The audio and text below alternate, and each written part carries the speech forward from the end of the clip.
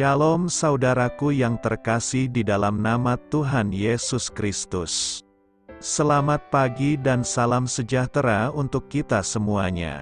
Saya Ardi, menyambut Anda di dalam renungan Kristen Saudara Rohani. Selamat datang kembali di dalam renungan dan siraman rohani pagi hari ini. Harapan kami, semoga saudara yang terkasih dalam keadaan sehat selalu. Kiranya damai dan sukacita Roh Kudus melimpah dan tercurah di dalam hati dan pikiran saudara saat ini. Sebelum kita mulai renungan kita pada pagi ini, marilah kita bersama-sama berdoa. Selamat pagi Allah Bapa di surga, Allah yang Maha Pengasih dan Maha Baik.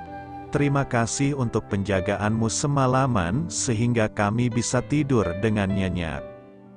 Terima kasih untuk pagi hari yang indah, yang Tuhan sediakan untuk kami. Tuhan, pada hari ini, kami anak-anak-Mu akan melakukan berbagai aktivitas. Kami akan bekerja, dan menjalankan tanggung jawab kami, kiranya Kau yang mampukan. Kami serahkan seluruh rencana dan agenda hari ini ke dalam tangan Tuhan. Biar Tuhan yang berkarya dan biarkan semua rencana sesuai dengan kehendak-Mu ya Tuhan Yesus yang baik. Ampuni dosa dan kesalahan kami Tuhan. Jadikan kami pribadi yang lebih baik setiap harinya. Terima kasih karena telah membolehkanku untuk kembali menghirup udara segar di pagi hari ini. Menikmati seluruh anugerah yang telah Engkau berikan kepadaku. Itu semua karena kebaikan dan curahan kasih yang nyata dari Engkau di kehidupanku.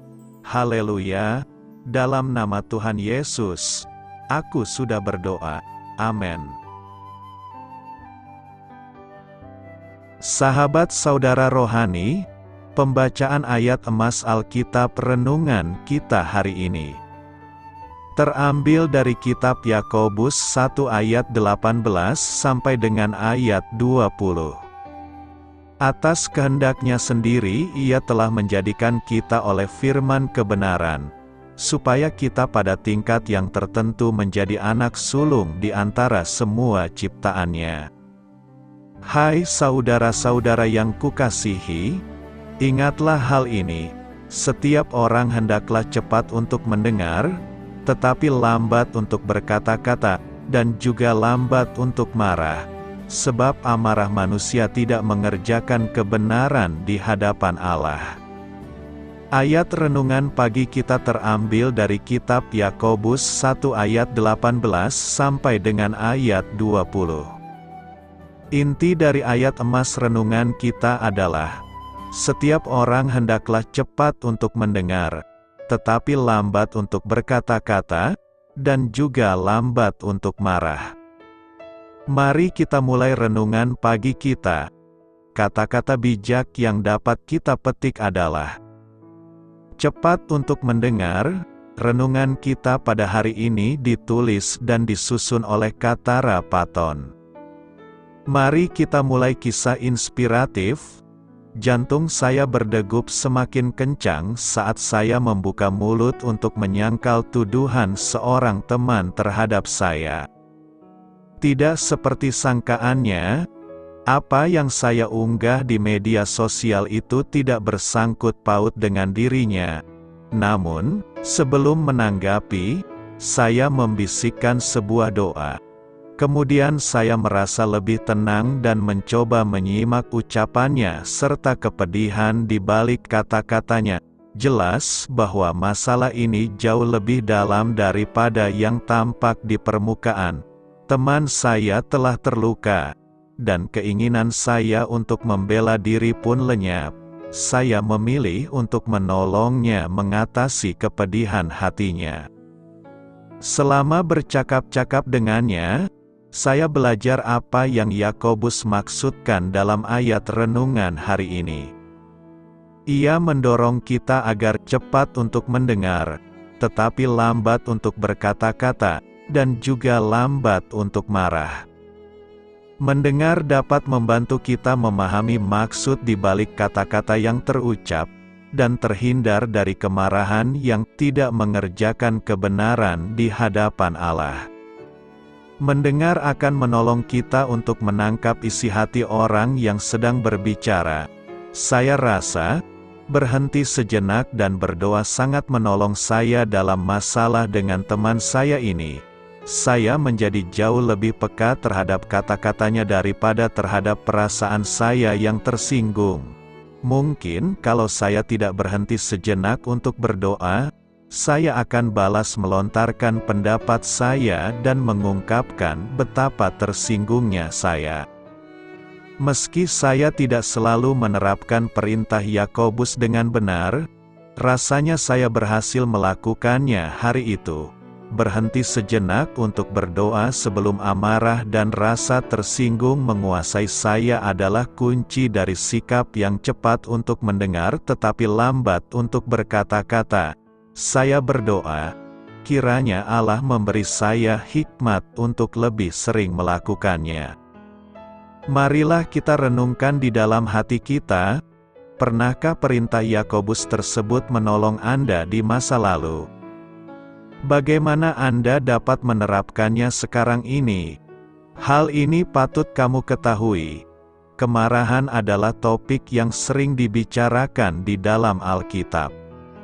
Yakobus mendorong kita agar lambat untuk marah. Amsal 19 ayat 11 mengatakan, orang bijaksana dapat menahan kemarahannya. Ia terpuji karena tidak menghiraukan kesalahan orang terhadapnya. Rasul Paulus mengingatkan kita, apabila kamu menjadi marah, janganlah kamu berbuat dosa, janganlah matahari terbenam, sebelum padam amarahmu. Sebagai pengikut Yesus, kita harus bertumbuh semakin seperti Allah kita, yang penyayang dan pengasih, panjang sabar, berlimpah kasihnya dan setianya. Dalam perjanjian lama, kita melihat bagaimana Allah marah terhadap dosa pribadi atau bangsa, tetapi berulang kali Dia memohon kepada mereka, berbaliklah kepada Tuhan, Allahmu, sebab Ia panjang sabar dan berlimpah kasih setia. Daud meyakinkan kita bahwa sesaat saja Ia murka, tetapi seumur hidup Ia murah hati. Cepat mendengar, lambat berkata dan marah. Yakobus 1 ayat 19 berkata, saudara-saudaraku yang terkasihi, ingatlah hal ini, setiap orang hendaklah cepat untuk mendengar, tetapi lambat untuk berkata-kata, dan juga lambat untuk marah. Nas hari ini bagian dari nasihat praktis yang diberikan oleh Yakobus kepada jemaatnya. Latar belakang dari nasihat ini berkaitan dengan situasi dalam jemaat yang dihadapi oleh Yakobus. Saat itu, jemaat Kristen mungkin mengalami berbagai konflik, perselisihan, dan masalah komunikasi yang dapat mengganggu hubungan antar sesama. Oleh karenanya, Yakobus memberikan nasihat yang mengarah pada beberapa prinsip penting. Pertama, cepat mendengar. Ini menunjukkan pentingnya mendengarkan dengan penuh perhatian sebelum berbicara atau mengambil tindakan. Dalam konteks hubungan sosial dan komunikasi, sikap aktif mendengarkan dapat mencegah salah paham, memberikan kesempatan untuk memahami sudut pandang orang lain, dan meredakan konflik. Kedua, lambat berbicara. Berbicara secara impulsif atau tanpa pemikiran yang matang bisa menyebabkan kata-kata yang tidak diinginkan terucap. Dengan mengambil waktu untuk berpikir sebelum berbicara, seseorang memiliki kesempatan untuk merenungkan apa yang ingin mereka sampaikan, memilih kata-kata dengan bijak, dan mencegah kemungkinan melukai perasaan orang lain. Ketiga, lambat marah. Marah adalah emosi yang dapat merusak hubungan dan mempengaruhi pengambilan keputusan yang rasional. Yakobus mendorong umat Kristen untuk mengendalikan emosi marah dan memberikan diri mereka waktu untuk merenung sebelum bereaksi. Ini membantu menghindari tindakan yang dipicu oleh emosi negatif. Secara keseluruhan, nasihat ini mencerminkan prinsip-prinsip kebijaksanaan, pengendalian diri, dan penghargaan terhadap sesama dalam konteks kehidupan Kristen. Tujuannya adalah untuk membangun hubungan yang sehat, menghindari konflik yang tidak perlu, dan mewujudkan prinsip-prinsip kasih dan pengertian dalam interaksi sehari-hari. Apa yang perlu kita renungkan dari nas hari ini? Pernyataan dari Yakobus 1 ayat 19 memiliki beberapa pesan penting yang perlu direnungkan dalam konteks kehidupan kita. Pertama, mendengarkan dengan perhatian. Pesan ini mengingatkan kita akan pentingnya aktif mendengarkan dalam setiap interaksi kita. Terkadang, kita cenderung terburu-buru memberikan respons atau berbicara tanpa sepenuhnya memahami apa yang sedang disampaikan oleh orang lain. Dengan cepat mendengarkan, kita dapat memahami pandangan, perasaan, dan kebutuhan orang lain dengan lebih baik. Kedua, berbicara dengan bijak. Kita seringkali tergoda untuk mengatakan hal-hal tanpa berpikir panjang, terutama dalam situasi emosional atau konflik. Namun, pesan ini mengajak kita untuk melambatkan tempo berbicara, dengan memberi diri kita waktu untuk memikirkan apa yang ingin kita sampaikan. Kita dapat menghindari kata-kata yang tidak tepat, menyakitkan, atau merusak hubungan. Ketiga, mengendalikan emosi marah. Emosi marah adalah reaksi alami dalam kehidupan kita, tetapi bisa berdampak negatif jika tidak diatasi dengan bijak. Dalam pernyataan ini, Yakobus mengajak kita untuk melambatkan reaksi marah, dengan memberi diri waktu untuk merenung dan meredam emosi. Kita dapat merespons situasi dengan lebih tenang dan rasional. Keempat, pentingnya pengendalian diri. Pesan ini menggarisbawahi pentingnya mengendalikan diri dalam berbagai aspek kehidupan kita. Baik itu dalam mendengarkan, berbicara, atau menghadapi emosi. Kemampuan untuk mengendalikan diri adalah tanda dari kedewasaan dan kebijaksanaan. Dalam keseluruhan, pesan dari Yakobus 1 ayat 19 mengajak kita untuk menjadi pribadi yang bijaksana, penuh kasih, dan memiliki pengendalian diri. Karena itu, renungan ini memberikan pedoman yang relevan untuk menjalani kehidupan yang bermakna dan membangun hubungan yang kuat dengan orang lain. Banyak bicara, banyak bohongnya. Amsal 10 ayat 19 berkata, "Di dalam banyak bicara pasti ada pelanggaran, tetapi siapa yang menahan bibirnya, berakal budi." Orang yang banyak bicara berpotensi banyak bohongnya, bahkan ada unsur pelanggaran di dalamnya. Sejatinya orang percaya itu sedikit bicara, tetapi banyak bertindak.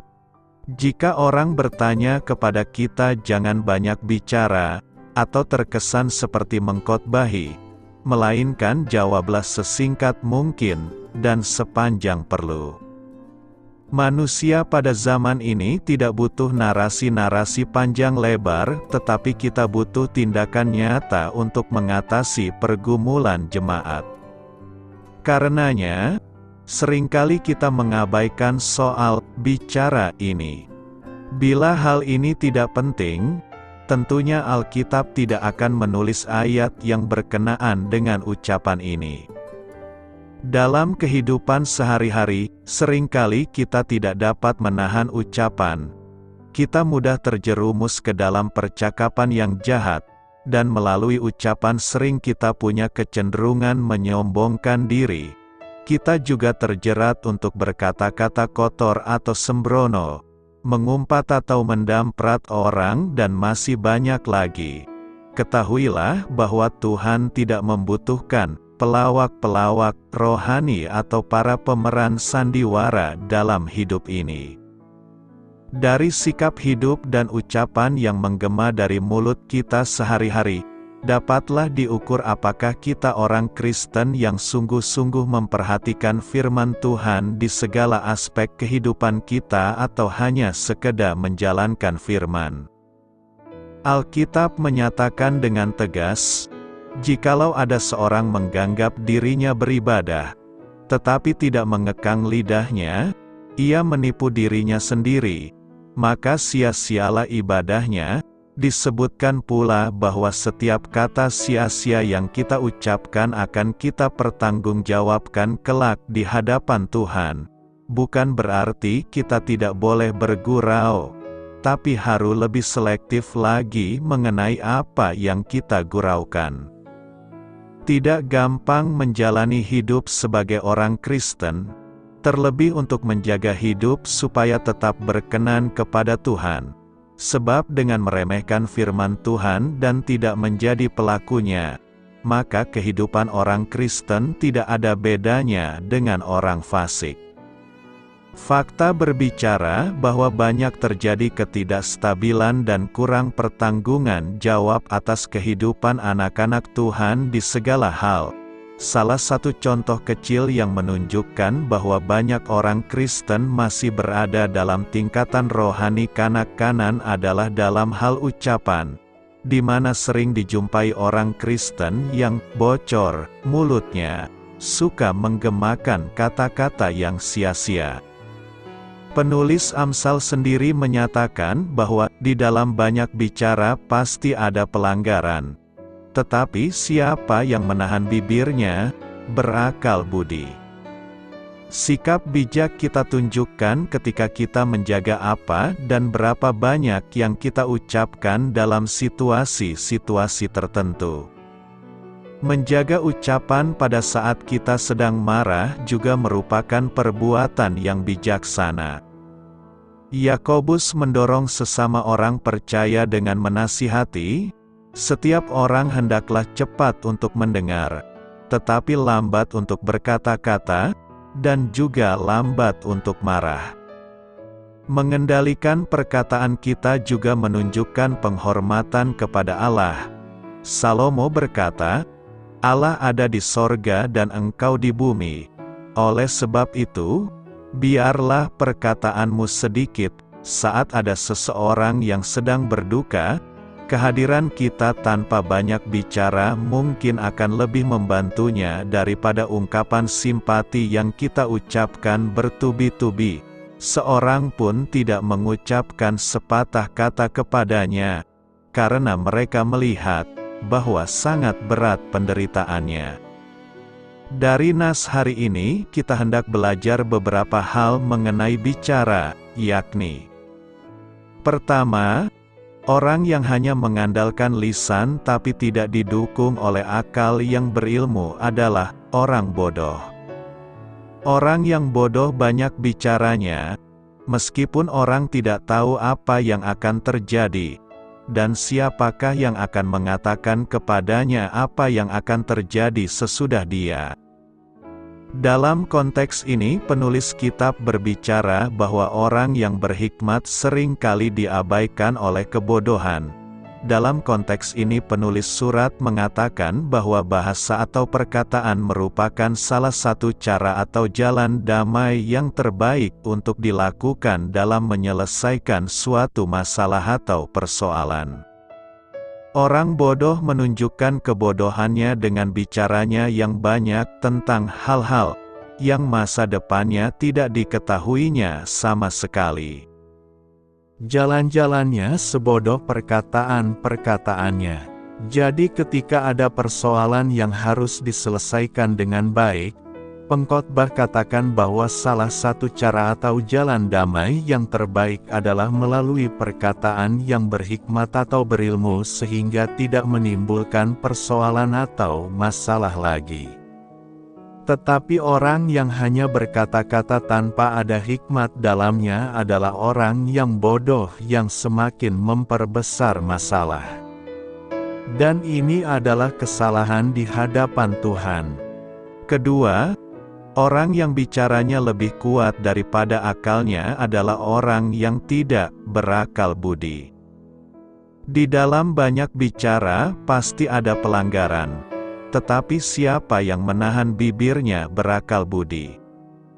Pengamsal mengatakan bahwa orang yang banyak bicara pasti banyak pelanggaran, tetapi orang yang berkai budi menahan perkataannya. Jelas sekali firman Tuhan mengkehendaki kita sebagai anak-anak Tuhan tidak sembarangan berbicara. Firman Tuhan mau kita supaya berakal budi.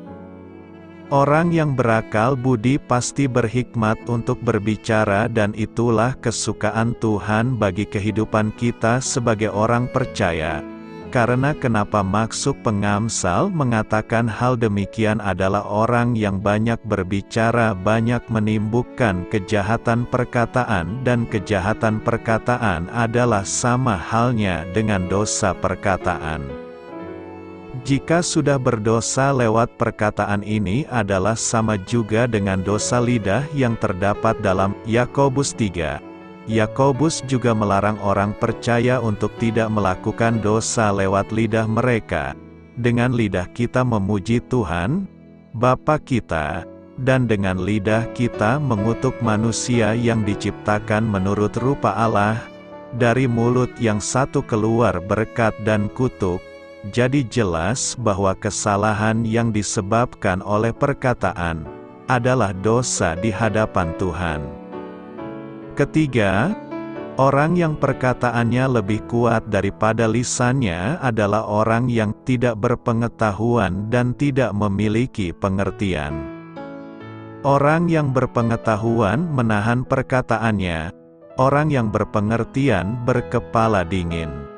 Di sini pengamsal menjelaskan bahwa orang percaya harus menunjukkan pengetahuannya lewat perkataan dan perbuatannya.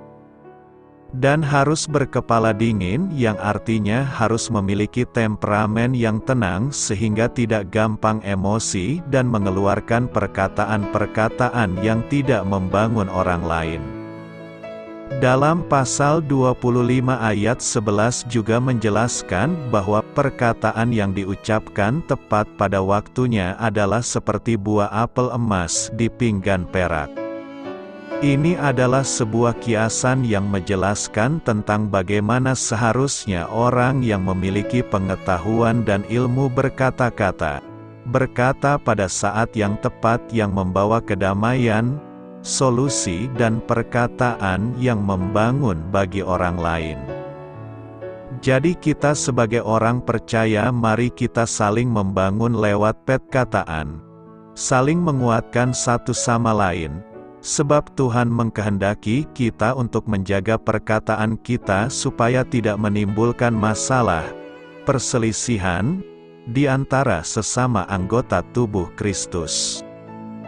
Karena kesukaan Tuhan bagi manusia adalah memperkatakan firman Tuhan, lisan lebih hebat daripada akal adalah dosa di hadapan Tuhan, tetapi lisan yang penuh akal yang berhikmat dan berilmu adalah mendatangkan kebaikan dan kesukaan bagi Tuhan. Karena itu, jagalah bicaramu, jangan banyak bicara dan bernarasi, tetapi banyaklah bertindak agar melalui bicara dan tindakanmu memuliakan namanya. Apa maksudnya kita harus cepat mendengar dan lambat berbicara? Mari kita jawab. Yakobus 1 ayat 19-20 berkata, Saudara-saudaraku yang terkasih, perhatikanlah hal ini, setiap orang hendaknya cepat mendengarkan, lambat berbicara, dan lambat untuk marah, karena kemarahan manusia tidak menghasilkan kebenaran yang dikehendaki Allah. Menjadi cepat mendengarkan, berarti kita melatih diri kita untuk menunggu keseluruhan cerita sebelum menyelami opini kita. Lambat berbicara adalah sisi lain dari hal itu. kami mengontrol kata-kata kami dan tidak mengungkapkan semua yang terlintas di kepala kami. Yakobus selanjutnya berbicara tentang lidah, orang yang menganggap dirinya beragama namun tidak mengendalikan lidahnya, menipu dirinya sendiri dan agamanya tidak ada gunanya. Kemudian, ia memperingatkan kita mengenai cara mengendalikan lidah kita. Lidah adalah bagian kecil dari tubuh, tetapi ia dapat menyombongkan diri. Bayangkan betapa besarnya hutan yang terbakar karena percikan api kecil.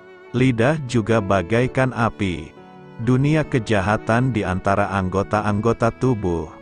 Ia merusak seluruh tubuh, membakar seluruh kehidupan seseorang, dan dengan sendirinya dibakar oleh neraka. Mulut kita membawa kita ke dalam banyak masalah. Kita mengaku percaya pada satu hal, namun seringkali kita dikhianati oleh apa yang keluar dari mulut kita. Yesus berkata, yang diungkapkan mulut adalah isi hati. Ketika kita mendisiplinkan diri kita untuk lebih banyak mendengarkan daripada berbicara, kita dapat belajar banyak. Pembicara besar sulit untuk diajarkan.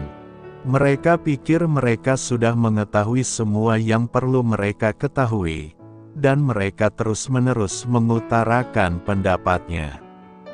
Orang bijak telah belajar bahwa lebih banyak kebijaksanaan dapat diperoleh dengan mendengarkan, mengamati, dan tidak terburu-buru menghakimi. Amsal 10 ayat 19 mengatakan, jika banyak bicara, pelanggaran tidak dapat dihindari, tetapi siapa yang menahan bibirnya, berakal budi. Pepatah lama memang benar, lebih baik diam dan dianggap bodoh daripada membuka mulut dan menghilangkan segala keraguan. Berapa banyak hubungan yang rusak atau hancur karena kita lambat mendengarkan dan cepat berbicara. Berapa banyak kesalahan yang bisa dihindari seandainya kita hanya mendengarkan dan bukan berbicara.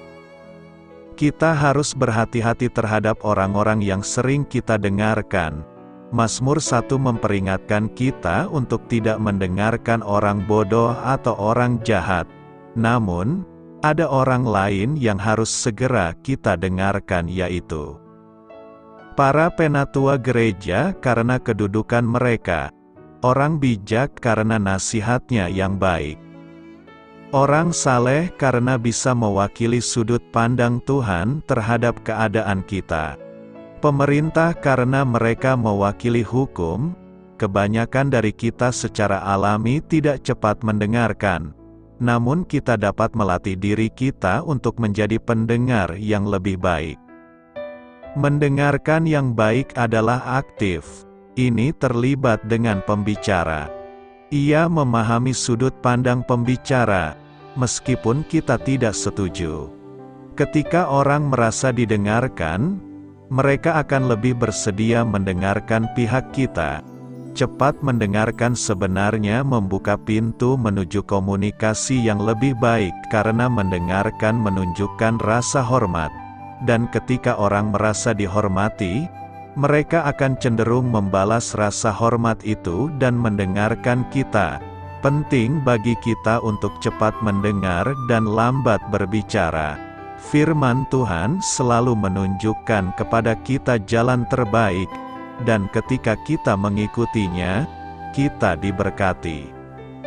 Apa yang diajarkan Alkitab tentang menahan emosi? Mari kita recheck, seperti apakah kehidupan manusia jika kita tidak beremosi, jika kita selalu mampu mengendalikan dan menahan emosi. Mungkin kita menyerupai robot, dengan respon logis tanpa luapan emosi. Namun Allah menciptakan kita menurut gambar dan rupanya, dan emosi Allah terlihat di dalam Alkitab. Oleh karena itu, Allah menciptakan kita sebagai makhluk yang beremosi. Kita merasakan cinta, sukacita, kebahagiaan, rasa bersalah, kemarahan, kekecewaan, ketakutan. Kadang emosi kita menyenangkan dan kadang tidak, kadang emosi kita benar, dan kadang salah, karena basis pengertiannya keliru. Sebagai contoh, jika kita keliru mengira bahwa Allah tidak memegang kendali atas situasi dan kondisi kita mengeluarkan emosi takut dan tak berpengharapan atau marah berdasarkan anggapan keliru tersebut. Emosi sangat nyata dan kuat bagi yang merasakannya, dan emosi dapat memberi indikasi apa yang terjadi dalam hati kita. Dengan berkata demikian, adalah penting untuk belajar menahan emosi daripada membiarkan diri kita diperbudak oleh emosi. Sebagai contoh, ketika kita merasa marah, adalah penting untuk berhenti, memahami bahwa kita sedang marah, memahami kenapa kita sedang marah, dan berperilaku secara alkitabiah.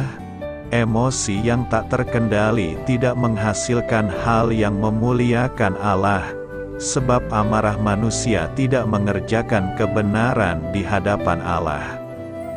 Emosi kita, sama halnya dengan tubuh dan pikiran kita, terpengaruh oleh kejatuhan umat manusia ke dalam dosa.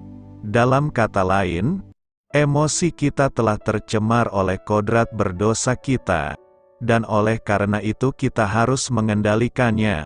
Alkitab menasehati supaya kita dikendalikan oleh Roh Kudus, bukan sebaliknya kita dikendalikan oleh emosi.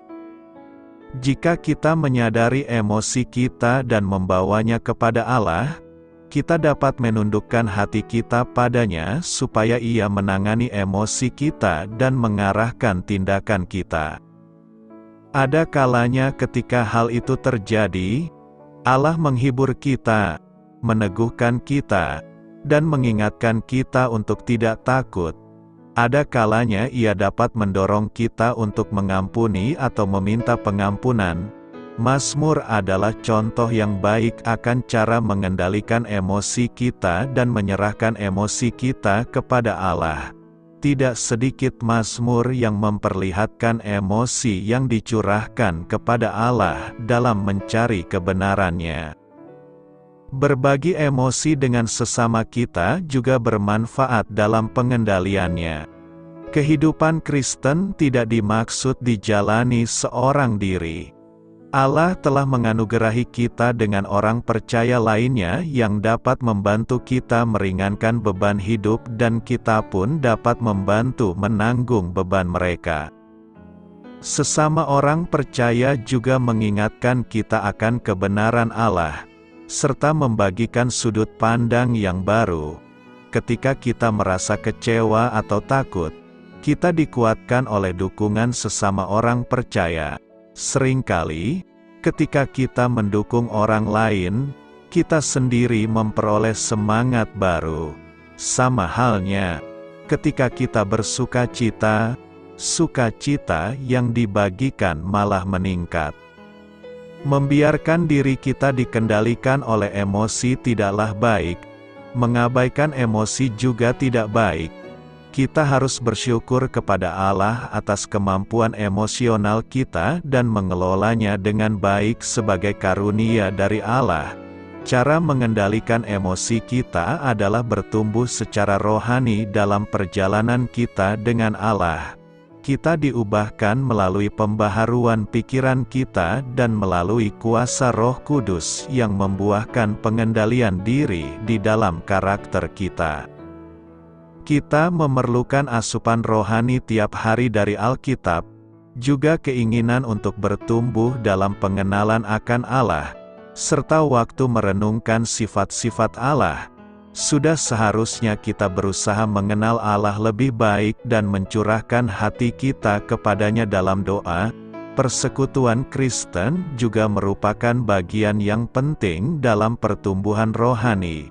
Kita berkelana bersama orang percaya lainnya dan saling memacu dalam pertumbuhan iman serta kedewasaan emosional. Berbahagia dalam pencobaan, Yakobus 1 ayat 2 berkata, "Saudara-saudaraku, anggaplah sebagai suatu kebahagiaan, apabila kamu jatuh ke dalam berbagai-bagai pencobaan."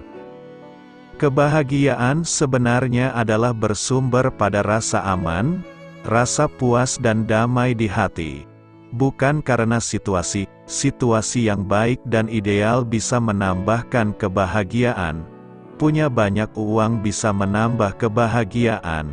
Tetapi sesungguhnya kebahagiaan adalah hasil keputusan yang ada di hati seseorang. Secara umum, siapapun pasti menyetujui bahwa penderitaan adalah suatu keadaan yang tidak menyenangkan dan jauh dari suasana bahagia. Sebab di manakah kita melihat orang berbahagia ketika mengalami penderitaan? Tentu saja tidak ada. Bukan. Tetapi berlawanan dengan kenyataan itu, Yakobus menuliskan pada nas hari ini sesuatu yang menarik, yakni, "Saudara-saudaraku, anggaplah sebagai suatu kebahagiaan, apabila kamu jatuh ke dalam berbagai-bagai pencobaan." Bagaimanakah dapat mampu menganggap suatu kebahagiaan walaupun menghadapi pencobaan? Yakobus menyebut bahwa pencobaan itu bagian dari ujian iman yang menghasilkan ketekunan. Selanjutnya, ketekunan menghasilkan buah yang matang, yakni menuju ke arah kesempurnaan iman. Dengan demikian kita menemukan suatu simpulan pertama, yakni ketika menghadapi penderitaan hidup, orang percaya haruslah memandang penderitaan itu sebagai ujian dan selanjutnya bersedia dengan penuh ketekunan menjalani semua kenyataan tersebut. Kedua, Rasul Paulus menyebut lebih detail tentang kondisi ini. Kita malah bermegah juga dalam kesengsaraan kita, karena kita tahu bahwa kesengsaraan itu menimbulkan ketekunan, dan ketekunan menimbulkan tahan uji, dan tahan uji menimbulkan pengharapan. Maka kita menemukan simpulan ketiga, yakni mereka yang menjalani pencobaan dan derita hidup dengan tekun akan lolos uji dan disebut sebagai pribadi yang tahan uji sehingga selalu berpengharapan bahwa apa yang dihadapi saat ini akan berakhir, yakni damai sejahtera yang indah pada waktunya. Nas hari ini mengingatkan kita bahwa berbagai pencobaan yang Allah izinkan terjadi dapat dianggap sebagai suatu kebahagiaan. Dalam Alkitab versi terjemahan bahasa Indonesia sehari-hari berbunyi begini, "Anggaplah sebagai suatu kebahagiaan," menggunakan kalimat "hendaklah kalian merasa beruntung." Ketika seseorang mengalami pencobaan, sebenarnya ia sedang beruntung karena terpilih dari sekian banyak manusia di dunia untuk dilatih menjadi semakin kuat dan bertekun dalam iman. Ketekunan yang suatu saat akan menghasilkan buah yang matang dan menjadi berkat bagi sesama. Sebaliknya, orang yang tidak bersedia diuji oleh Allah melalui berbagai pencobaan, kondisi imannya akan stagnan, ketekunannya tidak akan bertumbuh, dan ia kehilangan kesempatan untuk menghasilkan buah dari ketekunan imannya. Selain itu, nas hari ini mengajarkan kita bahwa di dalam pencobaan, ujian, masalah dan keterbatasan apapun yang kita alami, kita harus dapat memutuskan untuk bahagia. Artinya ketika ujian seperti halnya COVID-19 saat ini, yang membatasi aktivitas kita, tetap putuskan untuk bahagia, anggaplah sebagai suatu kebahagiaan apapun dampaknya. Jika kita dapat memutuskan untuk bahagia, apapun keadaan kita, maka kita akan bisa menerima keadaan terbatas kita. Lalu kemudian yang terjadi adalah kita bisa mengembangkan manusia rohani kita, sehingga muncul ketekunan, kearifan, dan karakter yang baik. pada akhirnya akan ada buah yang baik yang dihasilkan dari kedewasaan rohani kita. Semua ini bermula dari keputusan kita untuk menjadi bahagia apapun situasi yang kita hadapi. Jika tujuan pencobaan adalah untuk membuat kehidupan orang percaya semakin kuat, seharusnya kita pun dapat menyikapi pencobaan dengan benar. Karena, setelah semuanya itu berlalu, kualitas hidup kita akan lebih baik, untuk dapat melakukan semuanya itu, yakni bermegah atau berbahagia dalam pencobaan dan sengsara hidup. Maka orang percaya memerlukan hikmat. Dengan hikmat Tuhan itulah, setiap pribadi yang mengalami pencobaan, tetap mampu menghadapinya dengan berbagai cara sehingga tetap berbahagia. Karena itu, tetaplah berbahagia walau kondisi dan situasinya tidak nyaman dan menyenangkan. Berbahagialah orang yang tahan dalam pencobaan. Yakobus 1 ayat 12 berkata, "Berbahagialah orang yang bertahan dalam pencobaan, sebab apabila ia sudah tahan uji, ia akan menerima mahkota kehidupan yang dijanjikan Allah kepada barang siapa yang mengasihi Dia." Suatu pernyataan yang kontradiksi kelihatannya jika dikatakan berbahagia dalam keadaan pencobaan. Biasanya jika kita mengalami pencobaan kita selalu bersedih. Tetapi Yakobus memberikan tips bagi kita hari ini agar kita mampu melakukan sesuatu di luar kebiasaannya. Pastilah kita pernah mengalami pencobaan demi pencobaan. Sebagai manusia biasa, terkadang kita merasa bahwa pencobaan yang kita hadapi sangat berat membuat kita tidak tenang, khawatir dan takut. Padahal, kalau kita keluar dari rumah dan melihat kehidupan orang lain di luar sana, ternyata masih ada yang lebih menderita. Pencobaan yang kita alami bisa saja melemahkan kita. Kitab suci mengajarkan bahwa ada dua sumber pencobaan.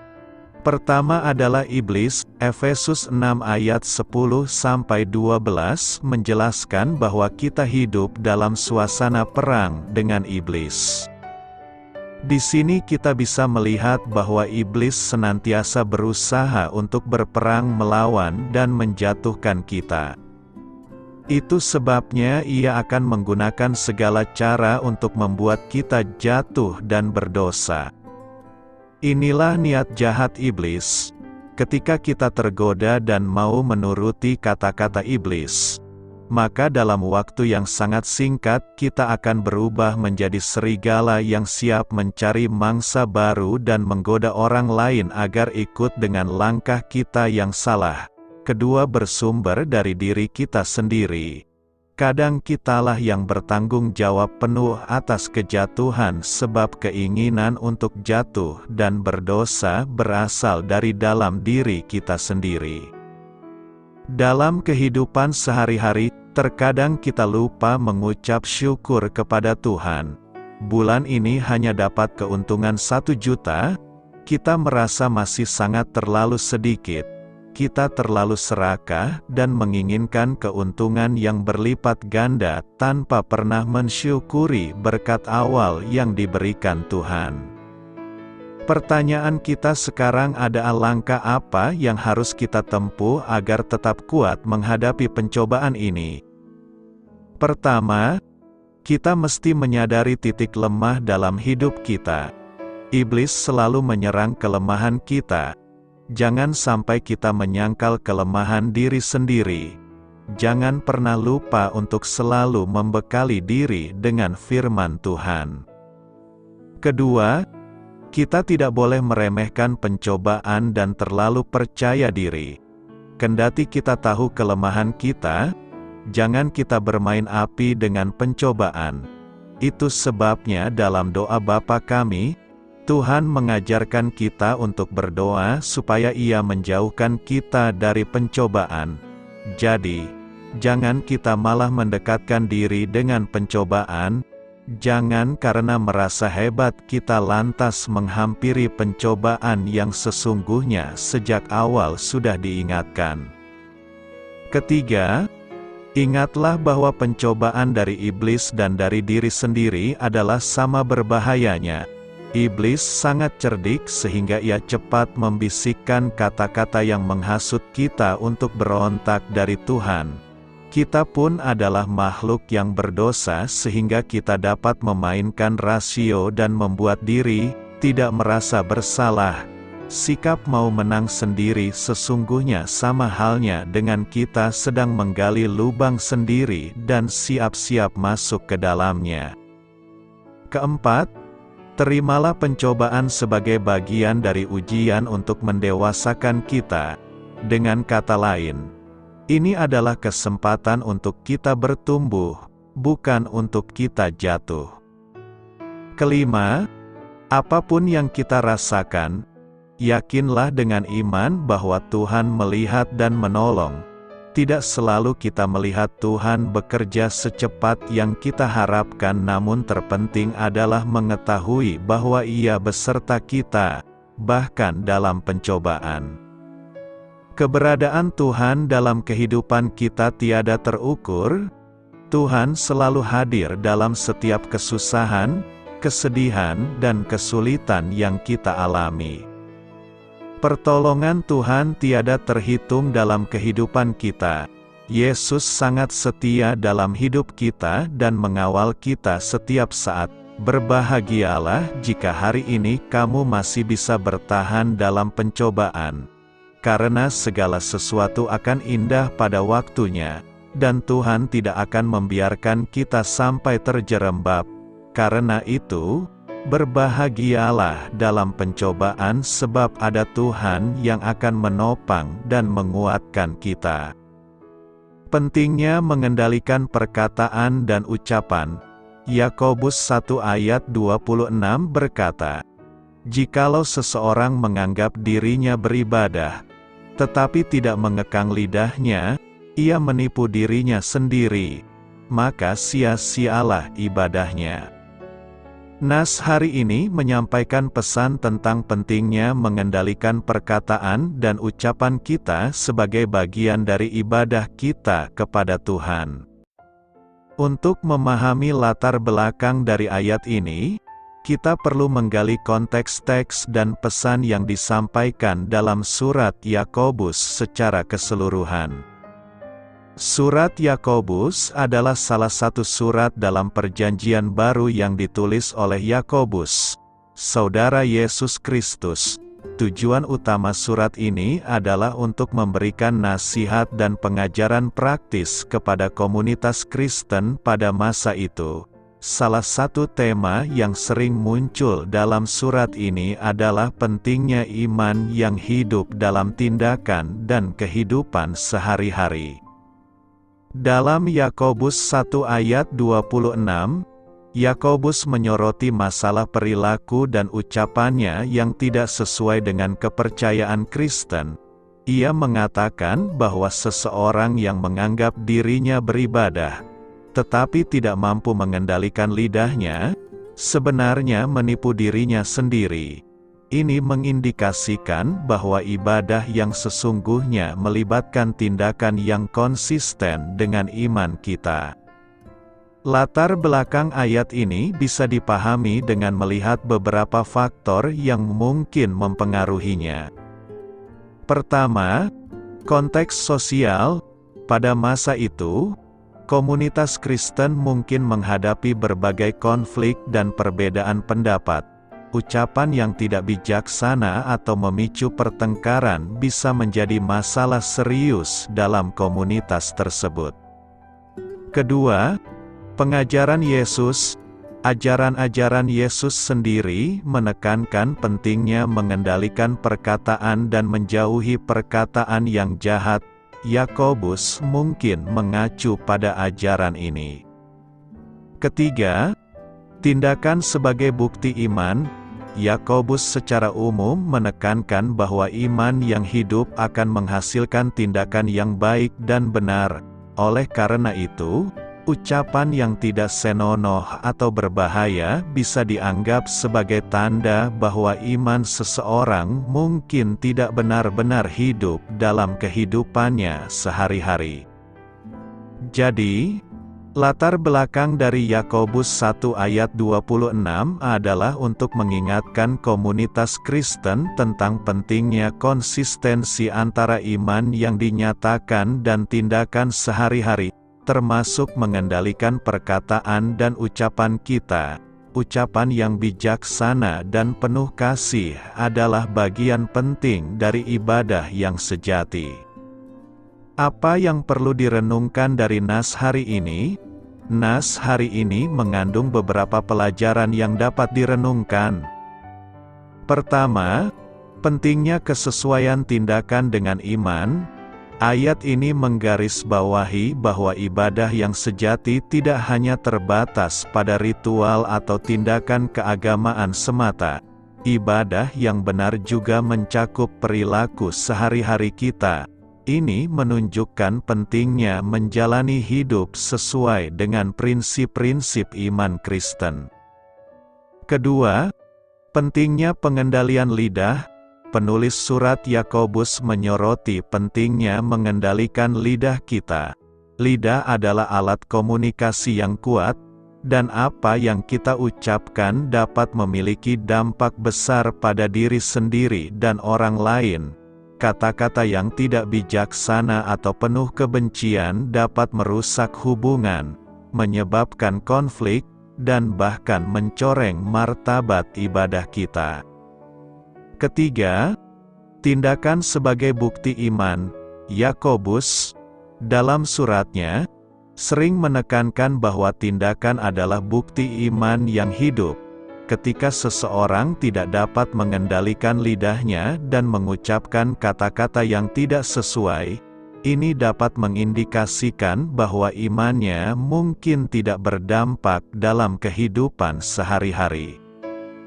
Keempat, kendalikan diri. Kendali diri adalah aspek penting dalam kehidupan Kristen. Ini mencakup kemampuan untuk mengendalikan emosi, tindakan, dan kata-kata kita. Dalam konteks Yakobus 1 ayat 26, kendali diri dalam berbicara adalah salah satu aspek yang perlu ditingkatkan. Jadi, pernyataan ini mengingatkan kita untuk merenungkan kualitas ibadah kita dan apakah iman kita tercermin dalam tindakan dan perkataan kita sehari-hari. Karena itu, renungan ini menekankan pentingnya menjaga kendali diri dalam berbicara, untuk menjaga hubungan yang sehat dengan sesama dan untuk menjalani hidup yang sesuai dengan nilai-nilai Kristiani. Doa saya menyertai saudara sekalian. Marilah kita menyampaikan doa syafaat. Allah Maha Kasih, ingatkanlah aku agar cepat untuk mendengar, tetapi lambat untuk tersinggung dan marah. Amin. Sampaikan harapan dan permintaan saudara kepada Tuhan.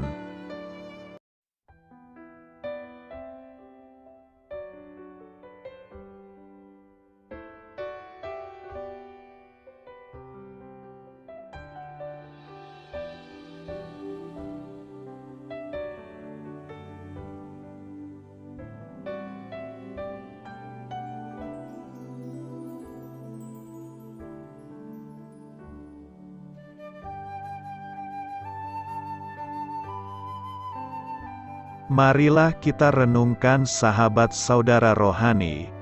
Demikianlah renungan firman Tuhan pagi hari ini. Semoga menjadi berkat dalam hidup kita. Dan sebelum kita memulai segala aktivitas kita pagi hari ini, marilah kita berdoa. Selamat pagi Bapa, malam hari telah berganti pagi. Kehidupan baru telah Engkau berikan kembali bagi kami. Bapa Surgawi, tolonglah aku menyadari kebutuhan orang lain, supaya aku dapat membagikan apa yang telah Engkau berikan kepadaku. Pada saat aku membutuhkan, Berilah aku keyakinan bahwa Engkau akan mencukupkanku, melalui orang-orang yang mengasihi-Mu, bukan karena kami pantas atau layak, namun karena kasih karunia-Mu kami boleh ada, sebagaimana kami ada di pagi hari ini. Terima kasih Tuhan, atas kesempatan baru yang telah Tuhan berikan kepada kami, untuk bisa memperbaiki diri agar kami bisa lebih layak di hadapan-Mu. Hari ini kami serahkan semua perkara dan kesulitan yang akan kami lalui ke dalam tangan-Mu. Biarkanlah kami bisa memuliakan-Mu dalam segala aktivitas yang akan kami lakukan. Amin. Biarlah firman Tuhan menjadi pengingat untuk kita semua, bahwa tuntunan dari Roh Kudus akan selalu memberi jalan keluar bagi setiap permasalahan hidup kita, dan memberi kedamaian di hati kita. Sampai jumpa di renungan pagi saudara rohani berikutnya. Kiranya Tuhan selalu memberkati saudara semua hari ini. Amin. Shalom.